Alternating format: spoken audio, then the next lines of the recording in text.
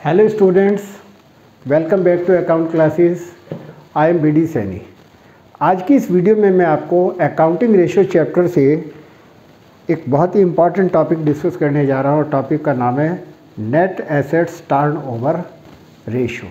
ये net assets turnover ratio का क्या फार्मूला है? Revenue from operation upon capital employed.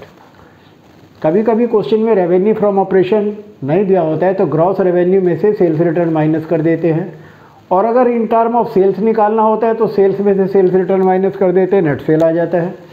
Net assets is equal to non current assets plus current assets. Non current assets को और current assets को जोड़ देते हैं। ये फार्मूले हमें याद रखने पड़ेंगे। और कैपिटल एम्प्लॉयड का फार्मूला होता है share holder fund plus long term borrowing. Long term borrowing में क्या आ जाता है? डिवेंचर। तो रेवेन्यू फ्रॉम ऑपरेशन का एक फार्मूला और है, cost of revenue from operation plus gross profit. तो टोटल रेवेन्यू फ्रॉम ऑपरेशन निकल आता है। तो चलिए अब हम क्वेश्चन करते हैं 129। क्वेश्चन में कह रहा है कि नेट एसेट्स टर्नओवर रेशियो निकालना है। शेयर होल्डर फंड 20 लाख दे रखा है, कैपिटल 10 लाख दिया हुआ है, रिजर्व एंड सरप्लस 10 लाख दिया हुआ है, 8% डिवेंचर 10 लाख है, और रेवेन्यू फ्रॉम ऑपरेशन 75 लाख दिया हुआ है। अब चूंकि क्वेश्चन में रेवेन्यू फ्रॉम ऑपरेशन 75 लाख दिया हुआ है तो इस फार्मूले में 75 लाख की वैल्यू पुट कर देंगे। अपॉन हमें कैपिटल एम्प्लॉयड निकालना है। तो कैपिटल एम्प्लॉयड का हमने आपको फार्मूला बताया है कि शेयर होल्डर फंड्स में लॉन्ग टर्म बोरोइंग जोड़ देंगे।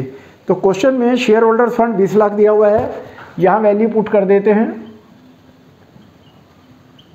और प्लस 8% डिवेंचर 10 लाख दिए हुए हैं। इनको जोड़ेंगे तो 30 लाख आ जाएगा। ये 30 लाख की वैल्यू यहां लिख देंगे,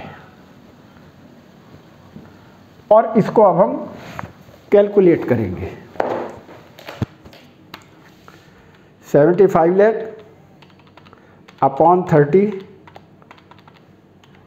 और ये आ गया 2.5 टाइम्स